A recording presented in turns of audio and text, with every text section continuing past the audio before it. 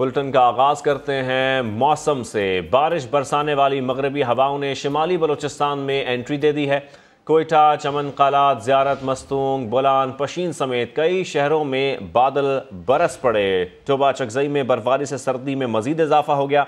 आज़ाद कश्मीर के बलाई इलाकों में हल्की बर्फबारी का सिलसिला जारी है। नांगा पर्वत टॉप पर 15 फीट से जायद बर्फ पड़ चुकी है। चित्राल, वादी नीलम के बलाई इलाकों, ग्रेस, अड़ंखेल, शौंटर, सरगन में बर्फबारी से मौसम मजीद सर्द हो गया है। गिजर समेत स्वात की वादी कालाम में बर्फबारी से सयाहों की मौज बस्तियां शुरू हो गई हैं। पारा चनार में दर्जा हरारत -5 डिग्री रिकॉर्ड किया गया। पेशावर में पारा 8 डिग्री रहा। खैबर पख्तूनख्वा में आइंदा 24 घंटे के दौरान बेशतर इलाकों में बारिश मुतवक्के है। कराची में कम से कम दर्जा हरारत 14 डिग्री सेंटीग्रेड रिकॉर्ड किया गया। महकमा मौसमियात ने 10 जनवरी के बाद से सर्दी की शिद्दत में इजाफे की पेशगोई भी कर दी है। उधर पंजाब के मुख्तलिफ शहरों में भी धुंध का राज रहा है। तो बारिश बरसाने वाली मगरबी हवाओं ने शिमाली बलूचिस्तान में एंट्री दे दी है। कोयटा, चमन कलात, ज़ियारत, मस्तूंग, बुलान, पशीन समेत कई शहरों में बादल बरस पड़े हैं।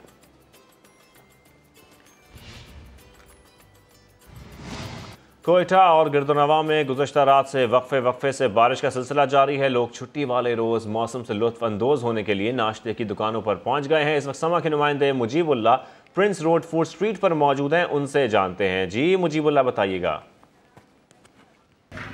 जी बिल्कुल, कोयटा में रिम जिम का सिलसिला शुरू हो चुका है और मौसम भी जो है ना वो काफ़ी सर्द होता जा रहा है। जो सर्दी की शिद्दत में जैसे ही इजाफा हुआ तो कोयटा के शहरी जो है वो सुहाने मौसम को इंजॉय करने से भले कैसे पीछे रह सकते हैं और पहुंच गए इस दिन प्रिंस रोड पर नाश्ते की दुकानों पर, जहां पे हलवा पूरी, चने और उसके साथ जो ख़ुसूसी तौर पर यहाँ पे तैयार किए जाने वाले जो गर्मा गर्म पाए और दीगर जो मुरगन ग़िज़ाएँ उससे लुत्फ़अंदोज़ हो रहे हैं। कुछ दोस्त अहबाब यहीं पे तशरीफ़ फरमाया और नाश्ते से मुस्तफ़ीद हो रहे हैं, कुछ अपने घरों को भी ले जा रहे हैं। बहुत मज़ा आ रहा है हमें यहाँ। जिस तरह सुबह से बारिश हल्की फुल्की शुरू हुई तो सारे लोग जो है नाश्ते की तरफ आ रहे हैं। महकमा मौसमियात का ये कहना है कि आइंदा मज़ीद 2 रोज़ तक ये जो बारिश का जो सिलसिला है वो वक्फे से जारी रहेगा, जबकि पहाड़ों पर बर्फ़बारी का भी इम्कान है जिससे मौसम मज़ीद सर्द हो सकता है। जी, और आपको बताएं, मरी में मौजूद सयाहों को बर्फबारी का इंतजार है। बर्फबारी के पेश नज़र इंतजामिया ने क्या इकदाम किए हैं, ये जानते हैं मरी में मौजूद समा के नुमाइंदे उस्मान जावेद से। उस्मान, बताइएगा, माजी को मद्देनजर रखते हुए क्या इंतजाम किए गए हैं इस बार? देखें, आज एक तो छुट्टी का रोज़ है और छुट्टी के रोज़ महकमा मौसमियात की जानिब से भी आज मरी में बर्फ़बारी की पेशनगोई कर रखी है, जिसके पेश नज़र अब से सयाहों की आमद का सिलसिला जारी है और सयाह जो है बड़ी तादाद में मरी का रुख कर लिया। इस वक्त मैं मौजूद हूँ मरी के GPO पॉइंट पर और यहाँ पर मुख्तलिफ इंतज़ामात ज़िली इंतज़ामिया की जानिब से किए गए हैं, ख़ास करके क्योंकि आज बर्फ़ की पेशनगोई है और माजी में भी एक नाखुशगवार वाक़या पेश आया था, जिसके पेश नज़र अब जो ज़िली इंतज़ामिया है वो मुकम्मल तौर पर अलर्ट है। मेरे कैमरामैन ज़हीर अहमद आपको दिखा सकते हैं कि ये वो मशीनरी है जो मरी के मुख्तलिफ मकामात पर स्टेशन की, यहाँ पर बर्फ़बारी होने का इम्कान है और बर्फ़ को हटाने के लिए ये बर्फ़बारी को हटाने के लिए ये मशीनरी जो है वो तैनात कर दी गई है और मजमूई तौर पर ज़िली इंतज़ामिया की जानिब से ये कहना है कि 18 ऐसी मशीनरियाँ मरी के मुख्तलिफ स्पॉट्स पर लगा दी गई हैं। इसके साथ साथ जो ट्रैफिक पुलिस है उनका ये तमाम इक़दाम इस वक्त उठाए गए हैं। बहुत शुक्रिया उस्मान जावेद। और आपको बताएं, वफाकी हुकूमत ने मरी की सैर को नाकाबिले यकीन हद तक आसान बना दिया है। वो कैसे, ये जानते हैं इस्लामाबाद से असलम खोकर की इस रिपोर्ट में। पुरसकून और लग्जरी बस, आरामदेह सफर, वो भी इंतहाई सस्ता। भाराको से मरी जाने वाली इस शटल सर्विस का एक तरफा किराया है सिर्फ 100 रुपए। और तो और 12 साल से कम उम्र बच्चों के लिए मलका कौसार की ये सैर बिल्कुल मुफ्त है। शटल बस सर्विस सुबह 9 बजे से शाम 6 बजे तक चलाई जाती है। मरी की सैर के ख्वाहिशमंद सयाह इस सहूलत पर बेहद खुश हैं। फैमिली के लिए बहुत अच्छा ये इक़दाम इन्होंने किया है। 100 रुपए में जो है मरी तक ये जा रही है गाड़ी। ये शटल सर्विस बहुत अच्छी इन्होंने की हुई है और ये घूमने के लिए भी बहुत अच्छी सवारी है और ये है कि बच्चे भी जो है वो अच्छे तरीके से एंजॉय कर लेते हैं। 33 सीटर ये लग्जरी गाड़ियाँ हर 1.5 घंटे बाद सयाहों को न सिर्फ मरी ले जाती हैं बल्कि इन्हीं बसों में वापसी की सहूलत भी मौजूद है। सयाहों की हिफाजत के लिए इस तरह के पेशगी इंतजाम बहुत जरूरी हैं। कैमरामैन फैसल खान के साथ असलम खोकर, समा, Islamabad. Third flood relief jeep rally में साहबजादा सुल्तान ने प्रिपेयर्ड कैटेगरी का मुकाबला जीत लिया है। साहबजादा सुल्तान ने मुकर्ररा फासला 1 घंटा 8 मिनट और 35 सेकंड में तय किया। शिराज कुरैशी ने 1 घंटा 26 मिनट में ट्रैक मुकम्मल करके दूसरी पोजीशन हासिल की। प्रिपेयर्ड बी कैटेगरी में नुमान फातेह करार पाए। नुमान ने मुकर्ररा फासला 1 घंटा 8 मिनट 41 सेकंड्स में तय किया। जीप रैली की इनामी रकम सैलाब मुतासरीन की मदद के लिए इस्तेमाल की जाएगी।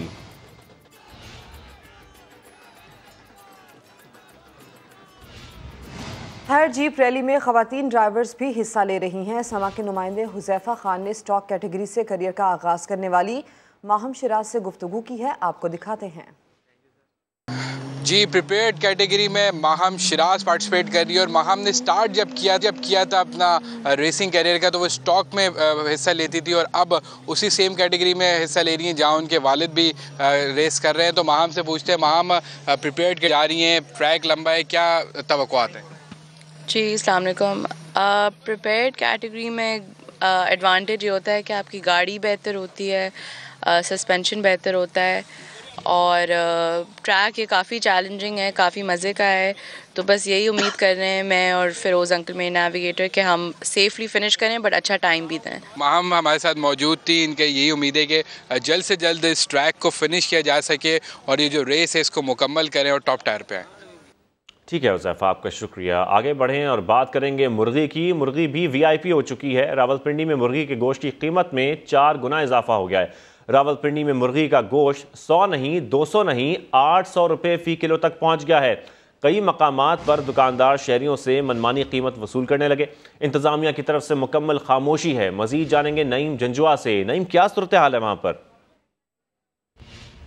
कबल जो है वो फीड का बहरान आया था और उसके बाद कई जो कारखाने हैं फीड के वो बंद होना शुरू हो गए थे, जिसके बाद फीड की कीमतें भी बढ़ गई थी। उसका नतीजा ये निकला कि पोल्ट्री की जो फार्मर हैं उन्होंने जो फीड बनाने वाले कारखाने थे उन्होंने फीड की कीमत बढ़ा दी और इसी तरह मुर्गी की अब कीमत जो है वो आसमान से बातें करने लग पड़ी है। जहाँ पे आज जो है वो मंडी का रेट तकरीबन 15,000 रुपये था। आम हालात में ये रेट जो है वो 8,000 से 9,000 रहता था।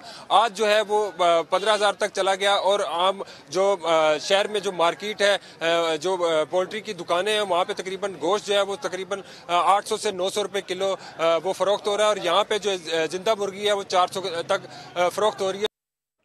अब बात करते हैं आटे की। लाहौर समेत पंजाब में आटे का बहरान शिद्दत इख्तियार कर गया। चक्की मालिकान ने फ़ी किलो 10 रुपये इजाफा कर दिया। आटा फ़ी किलो 160 रुपये का हो गया। मुत्तहिदा नान रोटी एसोसिएशन ने अगले हफ्ते से पंजाब में नान 40 और रोटी 35 रुपये के करने का ऐलान कर दिया।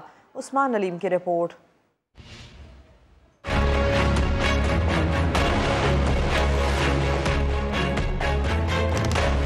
पंजाब में आटे का बहरान, हुकूमत और जिले इंतजामिया नाकाम। चक्की मालिकान ने एक मरतबा फिर आटा 10 रुपए फ़ी किलो बढ़ा दिया।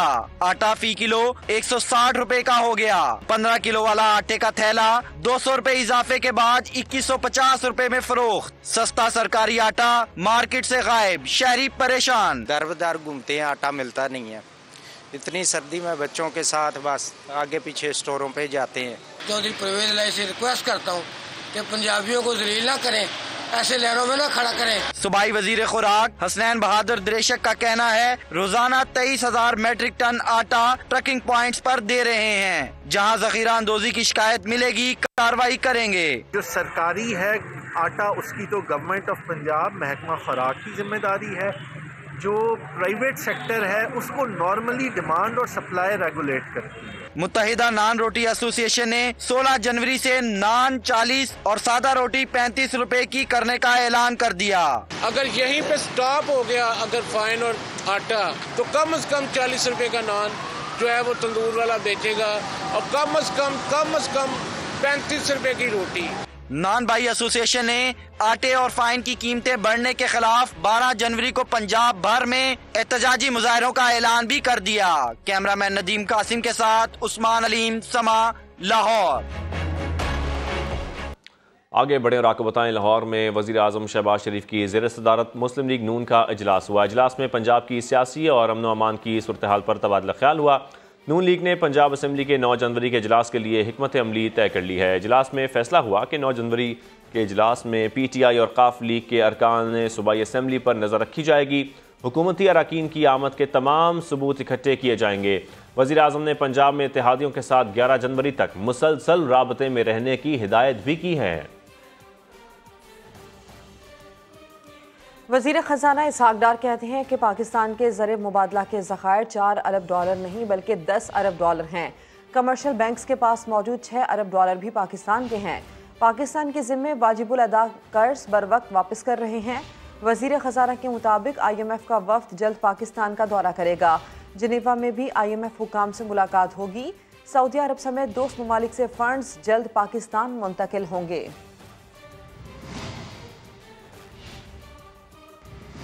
पाकिस्तान में IMF की खातून नुमाइंदा एस्तर पेरेस का कहना है कि वज़ीर आज़म शहबाज शरीफ की MD IMF के साथ जनीवा कॉन्फ्रेंस के हवाले से तामीरी बातचीत हुई है। अपने बयान में पेरेस ने कहा कि जनीवा में कल होने वाली बैनुल अक़वामी कॉन्फ्रेंस का मकसद पाकिस्तान के सैलाब मुतासरीन की मदद करना है। कॉन्फ्रेंस के मौके पर IMF वफ्द की वफाकी वज़ीर ख़जाना इसहाक डार से मुलाकात भी मुतवक्किल है। मुलाकात में पाकिस्तान को दरपेश इक़्तिसादी मसाइल पर बातचीत होगी।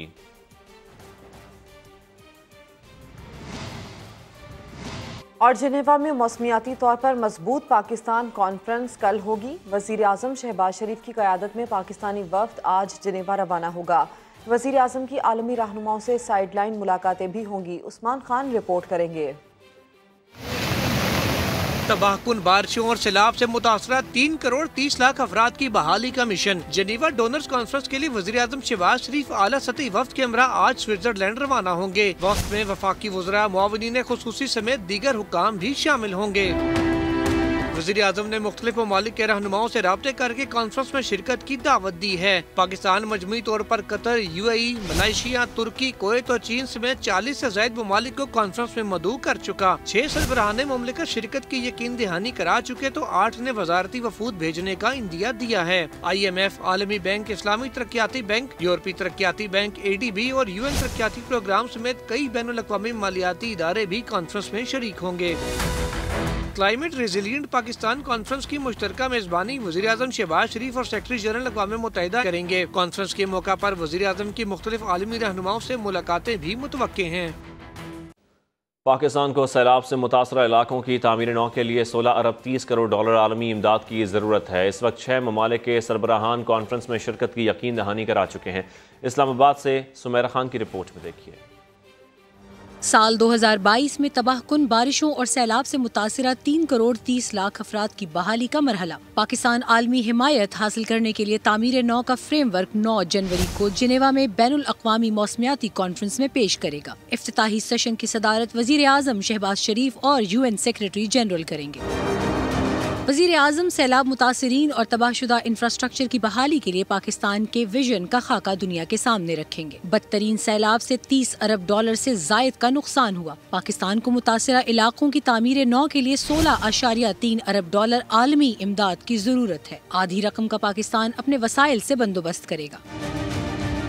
सिफारती ज़राए के मुताबिक पाकिस्तान की दावत पर ताहाल 6 ममालिक के सरबराहान कॉन्फ्रेंस में शिरकत की यकीन दहानी करा चुके, जबकि 8 ममालिक ने वजारती वफूद भेजने का इंदिया दिया। फ्रांस के सदर मैख्वान वीडियो लिंक के जरिए शरीक होंगे। आलमी बैंक, इस्लामी तरक्याती बैंक, यूरोपीय तरक्याती बैंक, ADB और UN तरक्याती प्रोग्राम समेत कई बैनुल अक़वामी मालियाती इदारे भी कॉन्फ्रेंस का हिस्सा होंगे। सुमेरा खान, समा, इस्लामाबाद। Welcome back. अब्दुल अलीम खान ने किसी भी सियासी जमात में शामिल होने की तरदीद कर दी है। उन्होंने सियासत में मुतहर्रिक होने की खबरों को बेबुनियाद करार देते हुए कहा है कि नई सियासी जमात का क़याम और उसमें शमूलियत की खबरों में सदाकत नहीं है। चौधरी सरवर और जहांगीर तरीन से अच्छा ताल्लुक है, लेकिन सियासत का इरादा नहीं। अभी सारी तवज्जो फलाही कामों पर है। अब्दुल अलीम खान के मुताबिक वो सियासी मामलात से अलहदा हैं और किसी भी सियासी जमात का हिस्सा बनने का इरादा नहीं रखते। अब्दुल अलीम खान ने किसी भी सियासी जमात में शामिल होने की तरदीद कर दी है। उन्होंने सियासत में मुतहर्रिक होने की खबरों को बेबुनियाद करार देते हुए कहा कि नई सियासी जमात का क़याम और उसमें शमूलियत की खबरों में सदाकत नहीं है। चौधरी सरवर और जहांगीर तरीन से अच्छा ताल्लुक है, लेकिन सियासत का कोई इरादा नहीं है।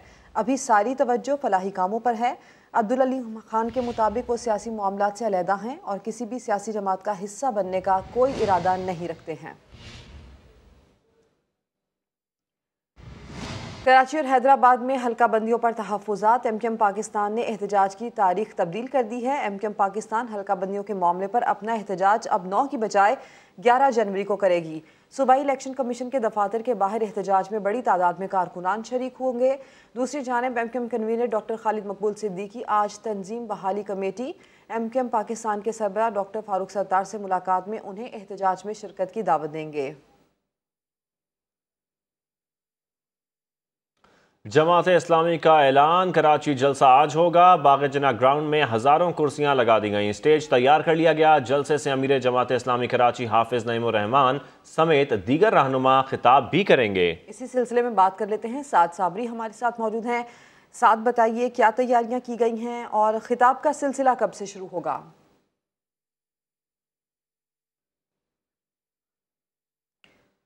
है जमात इस्लामी का ऐलान कराची जलसा आज बाग-ए-जना ग्राउंड में किया जाएगा। दोपहर 2 बजे जलसे का बाकायदा आगाज किया जाएगा।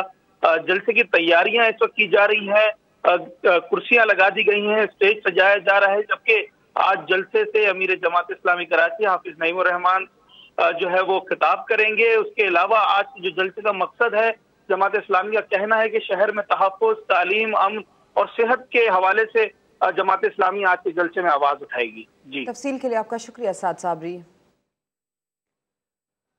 अमीर जमात इस्लामी कराची हाफिज नईमुर रहमान ने कहा है कि जमात इस्लामी इस शहर के मसाइल को हल करेगी। शहर की हालत खराब है और सड़कों पर मुजरिम आज़ादी से फिर रहे हैं। ऐलान कराची जलसे में शहरी बड़ी तादाद में शरीक होंगे। जमात इस्लामी उन तमाम इशूज़ के ऊपर आवाज़ बुलंद कर रही है कि जिसके हवाले से तमाम पार्टियों ने भी और हुकूमतों ने भी इस शहर को नज़रअंदाज किया है। हमारे जवान रोज़ कत्ल हो रहे हैं और अब तो ख़वातीन पर भी गोलियां चल रही हैं। स्ट्रीट क्रिमिनल्स इतने दंदनाते फिर रहे हैं। मैं ख़ास तौर पर इस शहर के तहफ़्फ़ुज़ और इख्तियार के हवाले से एक लाएअमल का ऐलान करूँगा इंशाअल्लाह। और आज का ये ऐलान कराची की पूरी सियासी, समाजी और माशी और तालीमी इस पूरी सूरत हाल के लिए एक अहम मोड़ होगा इंशाअल्लाह। अब इस शहर के लोग लावारिस नहीं रहेंगे। शहर के लोग बस सबके मुंह नहीं देखेंगे कि कोई हम पर नज़र करम करे, हमें खैरात के चंद टुकड़े दे दे। अहले कराची से, अपनी बहनों से, अपनी माओं से, अपनी बेटियों से, जवानों से, बुज़ुर्गों से और बच्चों से ये दरख्वास्त करता हूँ कि वो बेधड़क होकर यहाँ पर तशरीफ़ लाएँ। कराची में सी व्यू के करीब समंदर में लड़की की मुबैना खुदकुशी का वाक़या। इमदादी इदारों ने 2 रोज़ की तलाश के बाद लाश निकाल ली। पुलिस के मुताबिक पहले रोज़ साहिल से लड़की का बैग मिला था।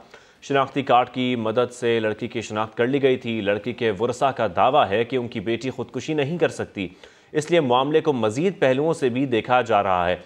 पुलिस ने बताया कि बैग से मोबाइल मिला, जिसकी मदद से मज़ीद तहकीकात की जा रही हैं। लाश ज़ाब्ते की कार्रवाई के बाद वरसा के हवाले की जाएगी। Welcome back. वादी मालम जब्बा स्वात की खून जमा देने वाली सर्दी में आबशारों का पानी भी जम गया। इसी से मुतालिक मजीद बताएंगे सैयद शहाबुद्दीन। जी बिल्कुल, इस वक्त मैं वादी मालम जब्बा के इलाके स्पिनो के मुकाम पर मौजूद हूँ। स्पिनो उबा मालम जब्बा टाप से कुछ 8 किलोमीटर नीचे है, रास्ते में ही है। और जब भी यहाँ से लोग गुजरते हैं तो उन्हें यहाँ पे 2 चीज़ें नज़र आती हैं। एक तो सर्दी इतनी ज़्यादा है कि गिरता हुआ पानी भी जम चुका है। आप देख सकते हैं मेरे अब में कि जो दर्ज हरारत है वो कई जमात से गिर गया है और जो गिरता पानी है वो भी जम चुका है और पानी का मंजर पेश कर रहा है। ये बर्फ नहीं है बल्कि ये जमा हुआ पानी है। और साथ ही यहाँ पे एक छोटा सा तालाब है जिसमें जिंदा ट्राउट फिश मौजूद होती है। और जो सैयाह यहाँ से गुजरते हैं तो यहाँ पे छोटे छोटे होटल्स भी हैं, वो यहाँ पे आते हैं तो स्टे करते हैं, मछली भी खाते हैं और साथ साथ जो नज़ारे हैं तो इनसे भी लुत्फ़अंदोज़ होते हैं। वादी मालम जब्बा में रात ही से वक्फे से हल्की बर्फबारी का सिलसिला जारी है। महकमे मौसमियात की जानिब से मज़ीद बर्फबारी की पेशगोई की गई है। और आपको बताएं, Karachi beach view park Clifton में 10वां कराची ईट फेस्टिवल ज़ोरों शोर से जारी है। फेस्टिवल में रिवायती मशरकी खानों के साथ साथ कॉन्टिनेंटल फूड भी दस्तयाब है। गवर्नर सिंध कामरान टिसोरी ने भी शिरकत की। रेहान अहमद की रिपोर्ट में देखिए। ये रौनकें हैं क्लिफ्टन बीच व्यू पार्क में सजे 10वें ईट फेस्टिवल की, जहां खाबों के शौकीन खींचे चले आए और फेस्टिवल को नए साल का तोहफा करार दिया। एक्टिविटीज का है हमारे एक पार्क है जो तोड़ दिया जाता है, तो इट्स बेटर कि कुछ ऐसी एक्टिविटीज होनी चाहिए हमारे यहाँ। मुझे ये लग रहा है कि कराची जो है बहुत अच्छा इवेंट है फॉर कराची आइट्स। ये हर साल होता है, होना चाहिए फॉर न्यू स्टार्टर्स। बहुत अच्छी चीज़ है क्योंकि न्यू बिजनेसेस को एक मौका मिलता है आने का। कराची ईट फेस्टिवल में 125 से ज्यादा फूड स्टॉल्स लगाए गए हैं, जहां शहरी देसी, कॉन्टिनेंटल, चाइनीज और मनपसंद खानों पर खूब हाथ साफ कर रहे हैं। लोग बहुत ही खुश हैं और बहुत ही इतने टाइम बाद इतना बड़ा इवेंट हो रहा है कराची में, जो कि बहुत ही मुश्किल से पॉसिबल होता है हमारे, और जैसे हालात चल रहे हैं सबको पता है, और उसमें ऐसे इवेंट हो तो इट्स अमेजिंग। कराची वालों को नहीं, मुझे ऐसे लगता है सबको ही शौक होता है खाने का, सिर्फ हम कराची वाले बदनाम। गवर्नर सिंध कामरान टिसोरी भी फेस्टिवल में पहुंचे और लोगों में घुल मिल गए। कराची ईट फेस्टिवल में ऑनलाइन फूड डिलीवरी का भी इंतजाम है। कराची की हल्की हल्की सर्दी में कराची फूड फेस्टिवल पूरे जोरों शोर के साथ जारी है। कराची वालों की अक्सरियत यहाँ पर आकर खानों का मजा ले रही है, म्यूजिक का मजा ले रही है और माहौल को एंजॉय कर रही है। एक मोहतात अंदाजे के मुताबिक 3 रोज जारी रहने वाले इस फेस्टिवल के अंदर 2.5 लाख से ज्यादा लोग शिरकत करेंगे। जी हाँ, कैमरामैन कासिम रईस के साथ रेहान अहमद, समा, कराची।